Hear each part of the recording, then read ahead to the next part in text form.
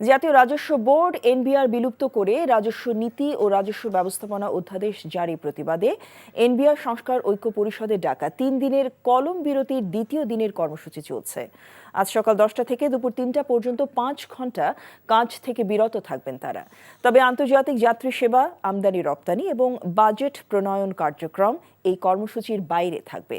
সংস্থাটি কর্মকর্তা কর্মচারীদের দাবি, তাদের মতামত উপেক্ষা করে এনবিআর সংস্কার কমিটির সুপারিশ কার্যকর করার চেষ্টার কারণে তাদের এই কলম বিরতি।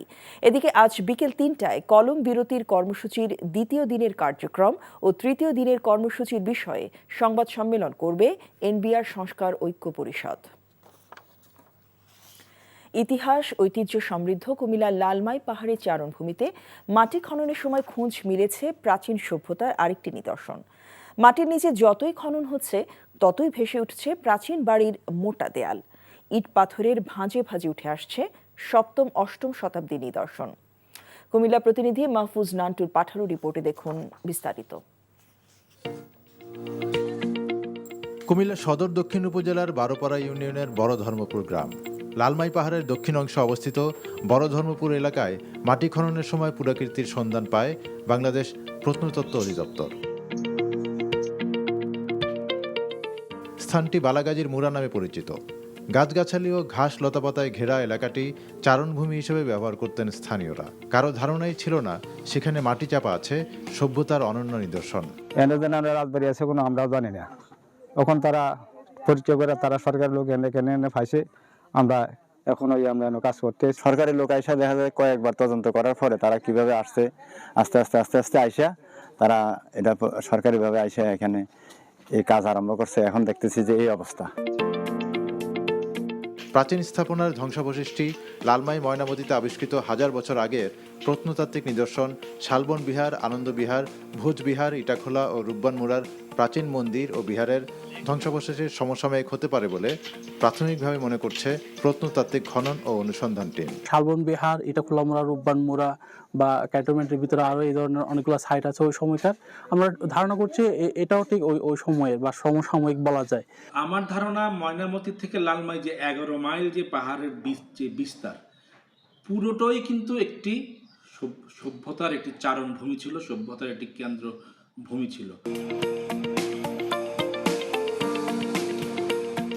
এই প্রত্নতাত্ত্বিক নিদর্শনটির খনন কাজ প্রাথমিকভাবে শেষ হবে চলতি বছরের জুন মাসে।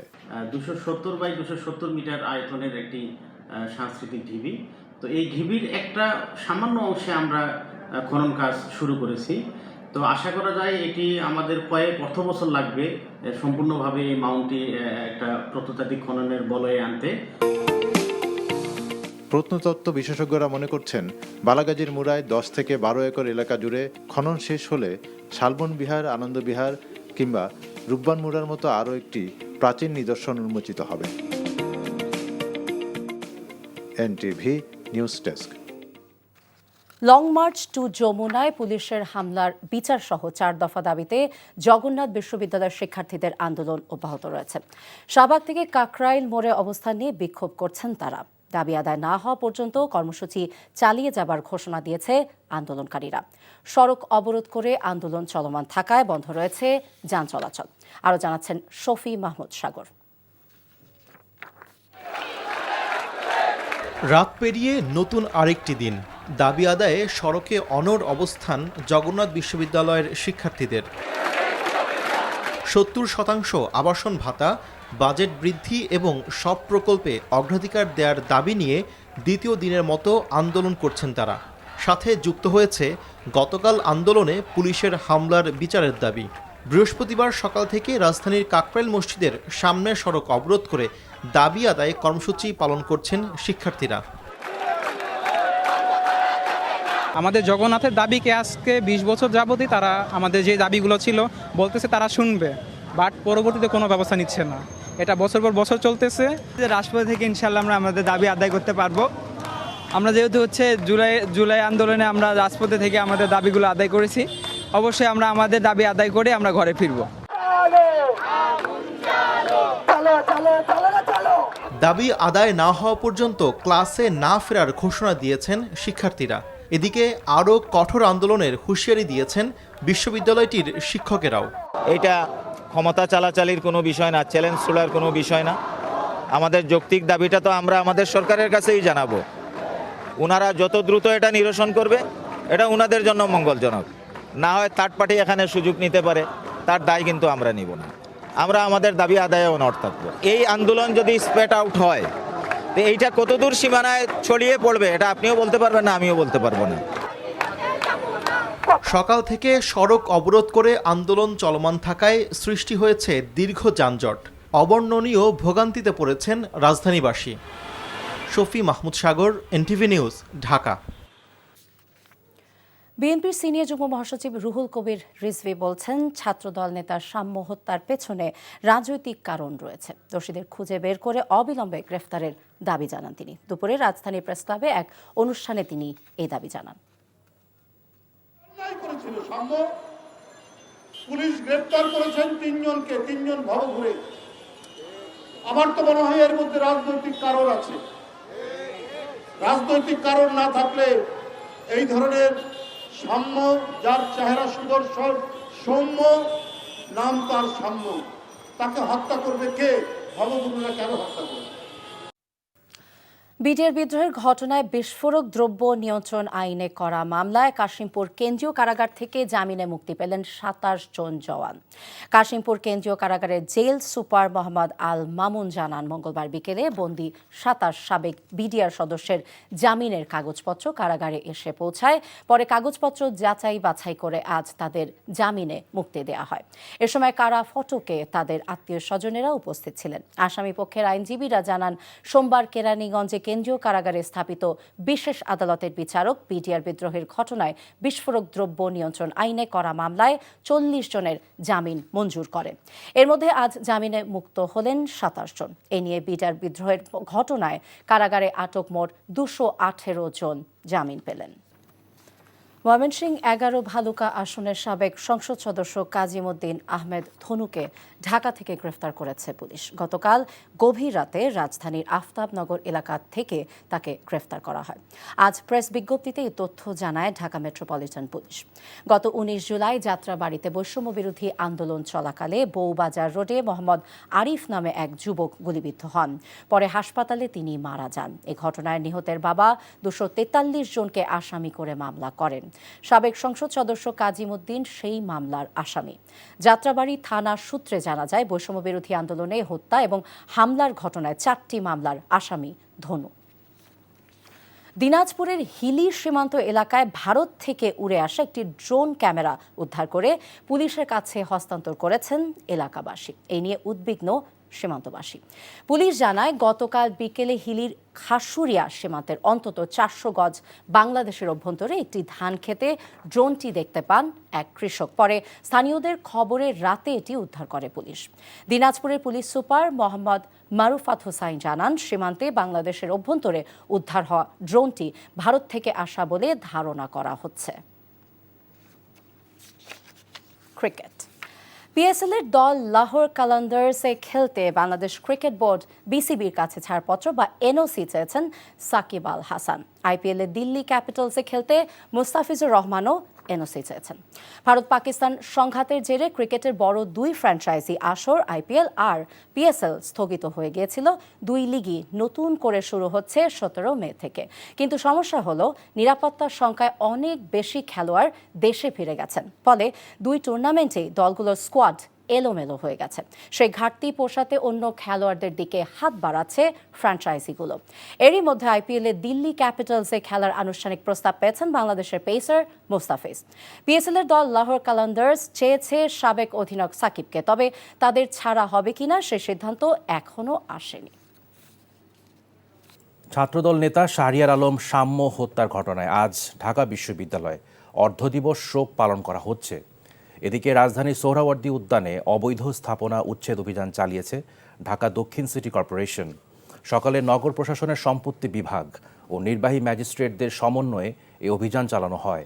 অভিযানে বেশ কিছু অস্থায়ী দোকান ও স্থাপনা গুড়িয়ে দেয় দক্ষিণ সিটি কর্পোরেশন। এর আগে সাম্য হত্যার বিচার ও বিশ্ববিদ্যালয়ের উপাচার্য পদত্যাগ দাবিতে ডিসি চত্বরে বিক্ষোভ করে ছাত্রদল।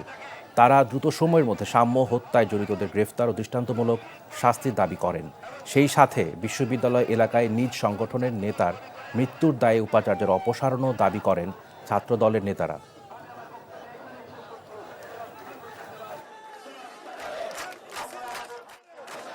বিগত 9 মাসে তারা দায়িত্ব নেওয়ার পর থেকে এই বিশ্ববিদ্যালয় সংলগ্ন এরিয়াতে যে মাদক সেবীদের আড্ডাখানায় পরিণত হয়েছে এবং আমাদের ভাই ও বোনেরা সাধারণ শিক্ষার্থীরা বেশ কয়েকবার তাদের দ্বারা আক্রান্ত হয়েছে, ছিনতাই ঘটনা ঘটেছে, তার এগেইনস্টে তারা দৃশ্যমান কোনো পদক্ষেপ গ্রহণ করেনি। লং মার্চ টু যমুনায় পুলিশের হামলার বিচার সহ 4 দফা দাবি পূরণ না হওয়া পর্যন্ত শাটডাউন কর্মসূচি ঘোষণা করেছে জগন্নাথ বিশ্ববিদ্যালয়ের শিক্ষার্থীরা। দিনব্যাপী আন্দোলন অব্যাহত রাখার পর দুপুরে এই কর্মসূচির ঘোষণা দিয়েছে জগন্নাথের শিক্ষার্থীরা। সকাল থেকে শাহবাগ থেকে কাকরাইল মোড়ে অবস্থান নিয়ে বিক্ষোভ করছেন তারা। দাবি আদায় না হওয়া পর্যন্ত কর্মসূচি চালিয়ে যাবেন তারা। সড়ক অবরোধ করে আন্দোলন চলমান থাকায় বন্ধ রয়েছে ওই এলাকার যান চলাচল। আপেল শাহরিয়ারকে সাথে নিয়ে তামজিদ সুমনের রিপোর্ট। দ্বিতীয় দিনের মতো সড়কে অনড় অবস্থান জগন্নাথ বিশ্ববিদ্যালয়ের শিক্ষার্থীদের। 70% আবাসন ভাতা, বাজেট বৃদ্ধি এবং সব প্রকল্পে অগ্রাধিকার দেওয়ার দাবি নিয়ে আন্দোলন করছেন তারা। সাথে যুক্ত হয়েছে গতকাল আন্দোলনে পুলিশের হামলার বিচারের দাবির বিষয়টিও। বৃহস্পতিবার সকাল থেকেই রাজধানীর কাকরাইল মসজিদের সামনের সড়ক অবরোধ করে দাবি আদায়ের কর্মসূচি পালন করেন শিক্ষার্থীরা। আমাদের জগন্নাথের দাবিকে আজকে 20 বছর যাবতই তারা আমাদের যে দাবিগুলো ছিল বলতেছে তারা শুনবে, বাট পরবর্তীতে কোনো ব্যবস্থা নিচ্ছে না। এটা বছর পর বছর চলতেছে। রাজপথ থেকে ইনশাল্লাহ আমরা আমাদের দাবি আদায় করতে পারবো। আমরা যেহেতু জুলাই আন্দোলনে আমরা রাজপথে থেকে আমাদের দাবিগুলো আদায় করেছি, অবশ্যই আমরা আমাদের দাবি আদায় করে আমরা ঘরে ফিরবো। দুপুরের পর থেকে আন্দোলনে নতুন মাত্রা যোগ করে জগন্নাথের আন্দোলনরত শিক্ষার্থীরা বলছেন দাবি আদায় না হওয়া পর্যন্ত শাটডাউন কর্মসূচিতে যাবেন তারা। যতক্ষণ পর্যন্ত না আমাদের দাবি আদায় না হচ্ছে ততক্ষণ পর্যন্ত আমরা এখান থেকে সরছি না, আমরা অনড় থাকছি। এছাড়া আমরা ক্লাস বা আমাদের ক্যাম্পাসে ফিরেও যাব না। শিক্ষার্থীদের সাথে একাত্মতা ঘোষণা করে বিশ্ববিদ্যালয়ের শিক্ষকরাও কঠোর আন্দোলনের হুঁশিয়ারি দিয়েছেন। এটা ক্ষমতা চালাচালির কোনো বিষয় না, চ্যালেঞ্জ তোলার কোনো বিষয় না। আমাদের যৌক্তিক দাবিটা তো আমরা আমাদের সরকারের কাছেই জানাবো। ওনারা যত দ্রুত এটা নিরসন করবে এটা ওনাদের জন্য মঙ্গলজনক। না হয় থার্ড পার্টি এখানে সুযোগ নিতে পারে, তার দায় কিন্তু আমরা নিব না। আমরা আমাদের দাবি আদায়ে অনড় থাকবো। এই আন্দোলন যদি স্প্রেড আউট হয় তো এইটা কতদূর সীমানায় ছড়িয়ে পড়বে এটা আপনিও বলতে পারবেন না, আমিও বলতে পারবো না। সকাল থেকে সড়ক অবরোধ করে জগন্নাথের শিক্ষার্থীদের আন্দোলন চলায় দীর্ঘ যানজটে ভোগান্তিতে পড়েন রাজধানীবাসী। Tamjid Sumon, NTV news, Dhaka. মৌলভীবাজারের কুলাউড়া উপজেলার মুরাইছড়া সীমান্ত দিয়ে আজও 14 জনকে বাংলাদেশে পুশিনের অভিযোগ উঠেছে বিএসএফের বিরুদ্ধে। এ নিয়ে 2 দিনে মোট 58 জনকে পুশিন করল বিএসএফ।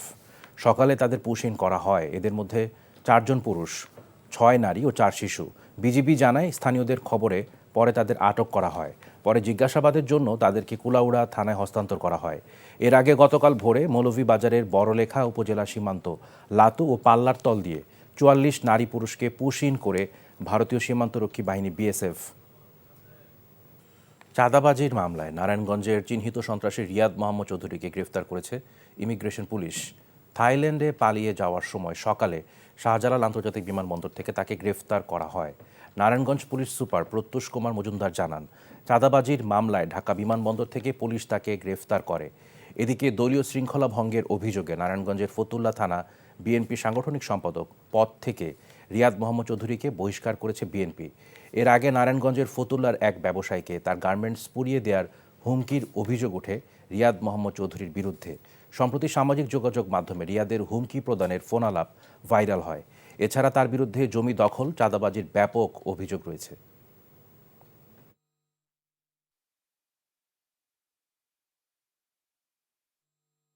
আপনি ফ্যাক্টরি খুলছেন কেন? ফ্যাক্টরিতে আগুন ধরাই দেবো। আপনি তো শেখ হাসিনার নাকি লাগেন? আপনি মানুষ মনে করেন না। আপনি এখন ফতুল্লা আসেন, আপনি আইবেন না ফ্যাক্টরি আগুন ধরাম কোনটা করুন? আমার বয়ান টয়ান দিয়ে না, আমি যেটা কই এটা শুনেন। শৈশবের মতন মালিকের ফ্যাক্টরি ধরছে, সেলিম ওসমানেরটাও ধরছে, আর আপনি তো শামীম ওসমানের ছোট ভাই। আপনার তো আর আগে ধরবো। আপনার রূপপুর পারমাণবিক বিদ্যুৎ প্রকল্প এলাকায় বিক্ষোভ সমাবেশ করে বিশৃঙ্খলা সৃষ্টি করে প্রকল্প বন্ধের ষড়যন্ত্রের প্রতিবাদে ঈশ্বরদীতে বিক্ষোভ ও মানববন্ধন অনুষ্ঠিত হয়েছে। সকালে শহরের প্রেস ক্লাব ও ফকিরের বটতলা এলাকায় সচেতন নাগরিক সমাজ ঈশ্বরদীর ব্যানারে বিক্ষোভ ও মানববন্ধন অনুষ্ঠিত হয়। বক্তারা বলেন, প্রকল্প এলাকায় এনপিবিএসএল এর কর্মরত কতিপয় কর্মকর্তা কর্মচারীদের দাবি আদায়ের নামে বিশৃঙ্খলা সৃষ্টির কারণে প্রকল্প চালু করে জাতীয় গ্রিডে বিদ্যুৎ সরবরাহের বিষয়ে অনিশ্চয়তা দেখা দিয়েছে। গোপালগঞ্জের সড়ক ও জনপথ বিভাগের কার্যালয়ে অভিযান চালিয়েছে জেলা দুর্নীতি দমন কমিশন। দুপুরে দুর্নীতি দমন কমিশন জেলা কার্যালয়ের সহকারী পরিচালক সোহরাব হোসেন সোহেলের নেতৃত্বে এই অভিযান পরিচালিত হয়। গণমাধ্যমকে দুদকের সহকারী পরিচালক সোহরাব হোসেন সোহেল জানান, সরেজমিনে দীর্ঘদিন ধরে নির্মাণাধীন আঞ্চলিক সড়কে অনিয়ম হয়েছে তা প্রাথমিকভাবে প্রমাণ পাওয়া গেছে। প্রশাসনের বেঁধে দেয়া সময় অনুযায়ী আজ থেকে নাটোরে শুরু হয়েছে পুরোদমে আম সংগ্রহ ও বাজারজাতকরণ। সকাল থেকে নাটোরের আহমদপুর, তমালতলা সহ বড় বড় মোকামে আসতে শুরু করে গুটি জাতের আম। মান ও আকার ভেদে প্রতিমন আম বিক্রি হচ্ছে 550 থেকে 700 টাকায়। মূলত বিভিন্ন কৃষি পণ্য প্রক্রিয়াজাত কারখানায় প্রতিনিধিরা সংগ্রহ করছেন এসব আম। গত 8 মে জেলা প্রশাসন ও কৃষি বিভাগ চাষি ও ব্যবসায়ীদের সাথে বৈঠকে আজ থেকে গুটি জাতের আম বাজারজাতকরণের তারিখ নির্ধারণ করেছিল। এবছর নাটোর জেলায় প্রায় 73,000 মেট্রিক টন আম উৎপাদনের আশা করছে কৃষি বিভাগ। নারায়ণগঞ্জের রূপগঞ্জে আলোচিত চাল ব্যবসায়ী নুরুল হক হত্যা মামলায় 2 আসামির মৃত্যুদণ্ড এবং 6 জনকে যাবজ্জীবন কারাদণ্ড দিয়েছেন আদালত। অভিযোগ প্রমাণিত না হওয়ায় আরেকজনকে খালাস দেওয়া হয়েছে। দুপুরে অতিরিক্ত জেলা ও দায়রা জজ আদালতের বিচারক মমিনুল হক রায় ঘোষণা করেন। এ সময় দণ্ডপ্রাপ্তরা আদালতে উপস্থিত ছিলেন। মামলার বিবরণে জানা যায়, 2009 সালের 20 অগাস্ট রূপগঞ্জের মুড়াপাড়া এলাকায় ইমন এন্টারপ্রাইজ রাইস মিলের মালিক ও চাল ব্যবসায়ী নুরুল হককে কুপিয়ে হত্যা করেন দণ্ডপ্রাপ্তরা।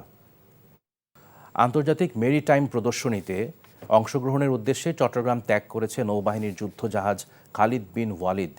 মালয়েশিয়ায় 5 দিনব্যাপী এ প্রদর্শনী অনুষ্ঠিত হবে। সকালে চট্টগ্রামের ইশাখা ঘাটিতে নৌবাহিনীর রীতি অনুযায়ী জাহাজটিকে আনুষ্ঠানিক যাত্রার আয়োজন করা হয়। নৌবাহিনী জানায়, 5 দিনব্যাপী অনুষ্ঠিতব্য এই প্রদর্শনীতে বিশ্বের বিভিন্ন দেশের উচ্চ পর্যায়ের প্রতিনিধি, পর্যবেক্ষক ও নৌবাহিনী জাহাজসমূহ অংশগ্রহণ করবে। 5ই আগস্ট পরবর্তী বাংলাদেশে ঢাকা বিশ্ববিদ্যালয়কে নিরাপদ রাখতে ব্যর্থ হয়েছে বিশ্ববিদ্যালয় প্রশাসন। তাদের ব্যর্থতার কারণেই সাম্যসহ গত 9 মাসে 2টি হত্যাকাণ্ড ঘটেছে বলে অভিযোগ করেছেন ছাত্রদলের নেতারা। সাম্য হত্যার বিচারের দাবিতে ভিসির বাসভবনের সামনে অবস্থান কর্মসূচি থেকে এসব কথা বলেন তারা। এদিন সাম্যের প্রতি শ্রদ্ধা জানিয়ে বিশ্ববিদ্যালয় প্রশাসন অর্ধবেলা সকল ক্লাস ও পরীক্ষা স্থগিত করে। বিস্তারিত নাহিদ প্রিন্সের রিপোর্টে। ঢাকা বিশ্ববিদ্যালয়ের শিক্ষার্থী ও ছাত্রদল কর্মী শাহরিয়ার আলম সাম্য হত্যার বিচার ও নিরাপদ ক্যাম্পাসের দাবিতে বৃহস্পতিবার কালো ব্যাজ ধারণ করে ভিসির বাসভবনের সামনে অবস্থান নেয় ছাত্রদলের নেতাকর্মীরা।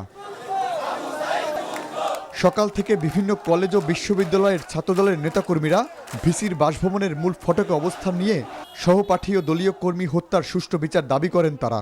ঢাকা বিশ্ববিদ্যালয়ের আশপাশের সংলগ্ন যে এরিয়া, সেখানে এই সকল সন্ত্রাসীরা আড্ডাখানায় পরিণত হয়েছে। আমরা দেখতে পেলাম আমাদের ছাত্রদল নেতা শাহরিয়ার আলম সাম্যের খুনের মধ্য দিয়ে সেটি প্রমাণ পেয়েছে। আইন শৃঙ্খলা অবস্থায় অবনতি হয়, এই সম্পূর্ণ দায় দায়িত্ব এই প্রশাসনকে বহন করতে হয় এবং তাদের দায়িত্বের চরম অবহেলা আছে। এটা এই সাম্য খুনের মাধ্যমে এটা দৃশ্যমান। ঢাকা বিশ্ববিদ্যালয় প্রক্টোরিয়াল টিম এবং ঢাকা বিশ্ববিদ্যালয় ভিসি, পাশে রমনা থানা, শাহবাগ থানা, তারা যদি তাদের দায়িত্বশীলতার জায়গা থেকে সঠিক দায়িত্ব পালন করতো, আমরা মনে করি এমন ঘটনা ঘটতো না। অবস্থান কর্মসূচিতে অংশ নেয় ছাত্রদলের কেন্দ্রীয় সভাপতি। বলেন, সাম্য হত্যা নিয়ে নোংরা রাজনীতি করছে একটি দল। বিশ্ববিদ্যালয়ের সম্মানিত ভিসি স্যার এবং প্রফেসর আজকের দিন পর্যন্ত তাদের যে নিরাপত্তার যে সংকট ঘাটতি ছিল, সেই তার স্বীকারোক্তি কিংবা সে ধরনের কোনো ব্যাখ্যা তারা প্রদান করেনি। আমরা নিন্দা জানাচ্ছি, তারা নীরব ভূমিকা পালন করছে। ছাত্র শিবিরের কড়া সমালোচনা করেন ছাত্রদল সভাপতি। বলেন, সামনের দিনের রাজপথ ছাত্রদলের দখলে থাকবে। স্বাধীনতার পর থেকে কার কি অর্জন আমরা অবগত রয়েছি। ছাত্র সমাজের পক্ষে, সাধারণ শিক্ষার্থীদের পক্ষে এই ছাত্র দল ব্যতীত আর কোনো ছাত্র সংগঠনের উল্লেখযোগ্য কোনো অর্জন নেই। ঢাকা বিশ্ববিদ্যালয়ের শিক্ষার্থী হত্যার ঘটনায় বৃহস্পতিবার শোক পালন করে বিশ্ববিদ্যালয় প্রশাসন। এদিন অর্ধবেলা ক্লাস ও পরীক্ষা স্থগিত রাখা হয়। এদিকে সাম্য হত্যার ঘটনায় রাজধানীর সোহরাওয়ার্দী উদ্যানে অভিযান চালিয়ে সব অবৈধ স্থাপনা গুড়িয়ে দিয়েছে ঢাকা দক্ষিণ সিটি কর্পোরেশন। ভেঙে ফেলা হয়েছে ভাসমান ঘরগুলো। Nahid Prince, NTV news, Dhaka. July গণ অভ্যুত্থানে শহীদ পরিবার এবং আহত ছাত্র জনতার কল্যাণ ও পুনর্বাসন অধ্যাদেশ 2025-এর খসড়ার নীতিগত ও চূড়ান্ত অনুমোদন দিয়েছে উপদেষ্টা পরিষদ। আজ প্রধান উপদেষ্টার তেজগাঁও কার্যালয়ে অনুষ্ঠিত উপদেষ্টা পরিষদের নিয়মিত বৈঠকে এই অনুমোদন দেয়া হয়। অন্তর্বর্তীকালীন সরকারের প্রধান উপদেষ্টা অধ্যাপক মোহাম্মদ ইউনুস এই বৈঠকে সভাপতিত্ব করেন। এই অধ্যাদেশে গৃহায়ন ও গণপূর্ত মন্ত্রণালয়, বিদ্যুৎ, জ্বালানি ও খনিজ সম্পদ মন্ত্রণালয়, এলজিআরডি মন্ত্রণালয়, স্বাস্থ্য ও পরিবার কল্যাণ মন্ত্রণালয় এবং মৎস্য ও প্রাণী সম্পদ মন্ত্রণালয়ের উপদেষ্টাবৃন্দের সমন্বয়ে একটি কমিটি গঠন করা হয়েছে। এছাড়া জাতীয় মুক্তিযোদ্ধা কাউন্সিল অধ্যাদেশ 2025-এর খসড়ারও নীতিগত ও চূড়ান্ত অনুমোদন দেওয়া হয় এই বৈঠকে। পাশাপাশি জাতীয় ঋণ ব্যাংক ব্যবস্থাপনা নীতিমালা 2024 বিষয়ে একটি প্রতিবেদন বৈঠকে উপস্থাপিত হয়। এ বিষয়েও উপদেষ্টাগণ আলোচনা করেন। অবশেষে খুলতে যাচ্ছে বহুল প্রতীক্ষিত মালয়েশিয়া শ্রমবাজার। আগামী 6 বছর 12 লাখ কর্মী যাবে বাংলাদেশ থেকে, আর আগামী 1 বছরে 20,000-এর অধিক কর্মী বিনা খরচে দেশটিতে যাওয়ার সুযোগ পাবে। বৃহস্পতিবার মালয়েশিয়ার প্রশাসনিক কেন্দ্র পুত্রজায়ায় দেশটির স্বরাষ্ট্র ও মানব সম্পদ বিষয়ক মন্ত্রীর সঙ্গে যৌথ সভা শেষে এসব বিষয় নিশ্চিত করেন প্রবাসী কল্যাণ ও বৈদেশিক কর্মসংস্থান মন্ত্রণালয়ের উপদেষ্টা ডক্টর আসিফ নজরুল। বিস্তারিত জানাচ্ছেন নাজিবুর রহমান। বাংলাদেশি শ্রমিকদের জন্য দ্বিতীয় বৃহত্তম শ্রমবাজার মালয়েশিয়া। তবে নানা প্রতিবন্ধকতায় প্রায় 1 বছর সে দেশটির দুয়ার বন্ধ বাংলাদেশি শ্রমিকদের জন্য। এমন পরিস্থিতিতে বড় এই শ্রমবাজারটি বাংলাদেশিদের জন্য আবারও উন্মুক্ত হচ্ছে। বৈঠক হয়েছে দুই দেশের উচ্চ পর্যায়ের নীতি নির্ধারকদের। যৌথ সভায় বাংলাদেশিদের পক্ষে অংশ নেন প্রবাসী কল্যাণ ও বৈদেশিক কর্মসংস্থান উপদেষ্টা ডক্টর আসিফ নজরুল, অন্তর্বর্তী সরকারের প্রধান উপদেষ্টার আন্তর্জাতিক সম্পর্ক বিষয়ক বিশেষ দূত লুৎফে সিদ্দিকী। কয়েকটি শর্ত পূরণ করে বাংলাদেশিদের জন্য শীঘ্রই শ্রমবাজার খুলে দেওয়ার ব্যাপারে বৈঠকে সিদ্ধান্ত হয়। আমাদের শ্রমিকরা মাল্টিপল ভিসা পায় না, সিঙ্গেল এন্ট্রি পায়। অন্য দেশের শ্রমিকরা পায় মাল্টিপল এন্ট্রি। তো এটা নিয়ে বেশ কিছুক্ষণ কথা হয়েছে। উনি আমাদেরকে শুধু প্রতিশ্রুতি দেন নাই, ওনার সাথে যারা কর্মকর্তারা ছিল তাদেরকে এই ব্যাপারে দ্রুত পদক্ষেপ নেওয়ার জন্য নির্দেশ দিয়েছেন। গত 1 বছরে যারা মালয়েশিয়া যেতে পারেননি, অগ্রাধিকার ভিত্তিতে তারাও মালয়েশিয়া যেতে পারবেন বলেও জানান তিনি। মালয়েশিয়াতে আসতে পারে নাই শেষ মুহূর্তে, তাদেরকে উনি মালয়েশিয়াতে আসার সুযোগ করে দিবেন। এটা নাম্বার ছিল 17,000-এর মতো। তো এটা ভিত্তিতে আমরা অনেক আলোচনা করেছি। তো তারা বলেছে তারা ব্যাচ ওয়াইজ নিবে। তো প্রথম ব্যাচ হিসাবে 7,926 জনের তালিকা ওনারা চূড়ান্ত করেছেন। এর আগে 2022 সালের আগস্ট থেকে 2024 সালের মে মাস পর্যন্ত প্রায় 4,76,000 বাংলাদেশি শ্রমিক ডিজিটাল পদ্ধতিতে সম্পূর্ণ অভিবাসন নীতিমালা মেনে মালয়েশিয়া প্রবেশ করেছে। Najibur Rahman, NTV news. তদবির বাণিজ্য সহ দুর্নীতির নানান অভিযোগে এলজিআরডি উপদেষ্টা আসিফ মাহমুদ সজীব ভুঁইয়ার সাবেক এপিএস মোয়াজ্জেম হোসেনকে আগামী 22 মে তলব করেছে দুদক। বিকেলে দুদক কার্যালয়ে সংস্থাটির মহাপরিচালক আক্তার হোসেন এই তথ্য জানান। এ সময় তিনি আরও জানান, একই অভিযোগে স্বাস্থ্য উপদেষ্টা নূরজাহান বেগমের সাবেক পিও তুহিন ফারাবিকে 20 মে এবং এনসিপির সাবেক নেতা গাজী সালাউদ্দিনকে 21 মে তলব করেছে দুদক। এছাড়া 400 কোটির বেশি টাকা ঋণের নামে আত্মসাতের অভিযোগে সাদ মুসা গ্রুপের কর্ণধার মোহাম্মদ মহসিন, ন্যাশনাল ব্যাংকের পরিচালনা পর্ষদের সদস্য রনু হক শিকদার, রিক হক শিকদার সহ 16 জনের বিরুদ্ধে মামলা করেছে দুদক। তুহিন ফারাবি ব্যক্তিগত কর্মকর্তা, উপদেষ্টার দপ্তর, স্বাস্থ্য ও পরিবার কল্যাণ মন্ত্রণালয়। মোহাম্মদ মোয়াজ্জেম হোসেন এপিএস, উপদেষ্টার দপ্তর, স্থানীয় সরকার মন্ত্রণালয়, বাংলাদেশ সচিবালয়। গাজী সালাউদ্দিন তানবীর, যুগ্ম সদস্য সচিব, জাতীয় নাগরিক পার্টি কর্তৃক ক্ষমতার অপব্যবহার, তদবির বাণিজ্য, চাঁদাবাজি, টেন্ডার বাণিজ্য সহ নানাবিধ দুর্নীতি এবং অনিয়মের মাধ্যমে অবৈধ সম্পদ অর্জনের অভিযোগের বিষয়েও অনুসন্ধান কার্যক্রম চলমান রয়েছে।